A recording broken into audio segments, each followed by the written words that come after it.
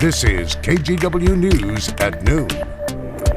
And we start this noon with a big cleanup in the Dalles after fire torched this marina.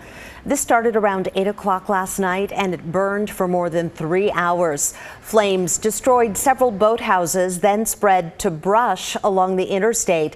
That temporarily closed I-84, but it is back open today. Investigators haven't said yet how the fire started. KGW has a crew heading to the Dalles to get an update from fire officials and see how that cleanup effort is going. Well, rain is helping firefighters battle a big fire that's burning south of the Oregon-California border. We just got an update from fire officials about an hour ago. The rain and lower temperatures allowed firefighters to attack the McKinney fire more directly. Today, firefighters will continue that direct attack and build fire lines where needed. It's given us an opportunity to get in and work the fire's edge, or scout out areas at least that we can work the fire's edge. This will be a tremendous advantage to us because it puts us in more of an offensive posture. The fire has killed 4 people and it's burned more than 100 homes, sheds, and other buildings since it started last Friday. In Central Oregon, firefighters stopped the spread of the Fly Creek fire near Lake Billy Chinook. It's now 25% contained. Several smaller fires have also been contained. Smoke jumpers are parachuting into other areas of the Deschutes National Forest to check on reported fires to see if they're spreading. Thunderstorms reportedly started more than 40 fires between Sunday and Monday. For more on those storms, let's check in with Rod. He's back there in the Weather Center with a look at the radar. And keep in mind, Brenda, what happened was we had that heat wave, so things got really dry, really quick, to a level we haven't seen yet this summer. And then we had the last couple of days several bursts of lightning activity, and the majority of these fires, if not all of them, will eventually be traced back to lightning strikes, as you mentioned. Here's what's going on right now. Strikes in the last hour or so fizzling up here between John Day and Burns.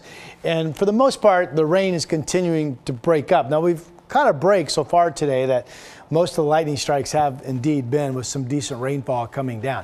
That area for the time being is breaking up, as I mentioned. Where we have high fire danger today, not in those rainy areas, but where it will be dry. The East Gorge, the Dalles, out through Pendleton into the Columbia Basin. And this is because of gusty west winds to about 35 miles per hour and low humidity. So it wouldn't take much for a spark to quickly get out of control. And then real quick, back here in Portland, if you looked outside, it's gorgeous. Sunny skies after the cloudy start that we had. We're at 73. We could go as warm as 87 this afternoon. Of course, your 7-day forecast coming up in just a bit. Much more comfortable. Rod, thank you. Well, it's Election Day in Washington. The primary results in some closely watched races will lay the groundwork for a critical midterm election come November. Here's David Molko. Tuesday is primary day in Washington. The most important thing voters need to know, you have to have your ballot in a drop box or postmarked on Tuesday. And there are some big local, state, and federal races. Senator Patty Murray will face 17 challengers for her seat in the U.S. Senate. Murray's been in office for 30 years. Her challengers include Republican Tiffany Smiley, a nurse and veterans advocate from Pasco. 8 people are vying for Secretary of State. Steve Hobbs is hoping to keep his seat after he was appointed to the post when Republican Kim Wyman joined the Biden administration. And you've seen the ads in the race for District 3.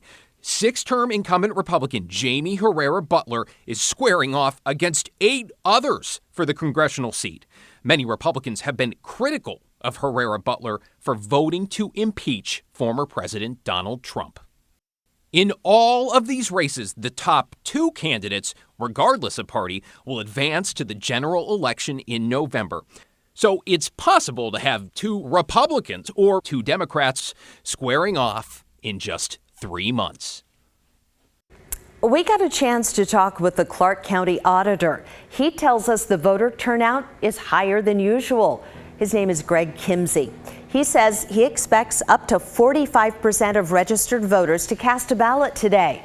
During a typical primary in a midterm election year, that number would be down around 30 or 35%. Kimsey also stressed the integrity of the vote counting. Every election is audited. We have a variety of tests and control procedures in place to ensure the ballots that we receive from eligible voters are processed appropriately, that the chain of custody is followed, and we test that chain of custody through a reconciliation process when the election is certified. We'll be following all the big races today. You can get information and the results as they come in at kgw.com/elections. Well, we have reported extensively on staffing shortages at several police departments here in the Portland metro area, and it's no different in the small town of Lebanon. It's gotten so bad, in fact, that Lebanon is allowing inmates to leave on weekends because it doesn't have enough staff to keep the jail open 7 days a week. The inmates are required to sign paperwork saying they'll come back or face additional charges, but once they leave the building, there's no supervision. We don't put a bracelet on them or track them in any way. Most of the crimes that we deal with here are municipal level, misdemeanor level crimes, so it's nothing too hardcore or felony level crimes rather. The jail can hold up to 12 people right now. The department just hired a new officer, but with several more openings, the weekend release program could go on for months. House Speaker Nancy Pelosi made an unannounced visit to Taiwan despite threats from the Chinese government. Her plane landed just a few hours ago. Here's why this move is controversial. Tensions are already high between the U.S. and China. China claims sovereignty over Taiwan, but Speaker Pelosi put out a statement saying the U.S. supports Taiwan's, quote, vibrant democracy. Pelosi is the first Speaker of the House to visit Taiwan in 25 years. Well, today the White House released this photo from inside the Situation Room where President Biden was discussing the plan to take out the leader of al-Qaeda. This was back on July 1st. At this meeting, the president received a briefing on the proposed operation and saw a model of the safe house where Ayman al-Zawahiri was hiding in Kabul. President Biden authorized the strike on July 25th. According to officials, this strike was so precise that it killed the terrorist leader without harming his family elsewhere in that home. Well, NBC military analyst retired General Barry McCaffrey talked with our sister station in Seattle. He said even with the success of this mission, the U.S. needs to be on high alert. There's no question that the Taliban will remain complicit as a threat to American national security. He also added, pulling off this kind of mission is not easy. It takes technical intelligence, persistent surveillance on the ground, likely in Afghanistan proper and as far away as space. Some new video this noon shows a dramatic rescue from flooding in Kentucky. Randy Pauley lives in the town of Whitesburg, right along the border of Kentucky and Virginia. He heard someone yelling for help and then he called 911. But before rescue crews could get there, he saw a man swim up to the house and rescue 3 people out of a window. One of them was a 98-year-old grandmother. Fortunately, all 3 people are safe this afternoon. The outcome for many others, though trapped in the floodwaters, was much, much different. NBC's Jesse Kirsch gives us the latest on the rescue effort. Here in eastern Kentucky, the death count stands at least 37 people killed in those horrific floodwaters that swept through here last week.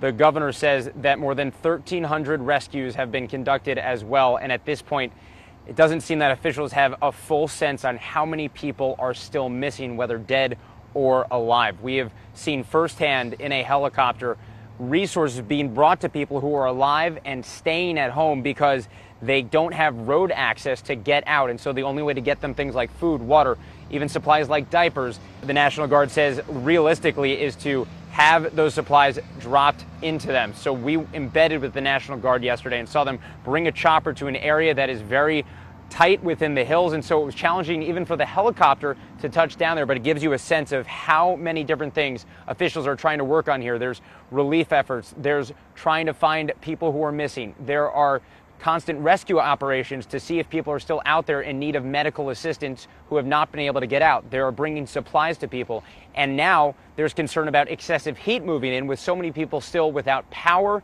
and water. We are continuing to track this. And as we've been saying for days now, unfortunately, the death toll is something we expect to keep climbing.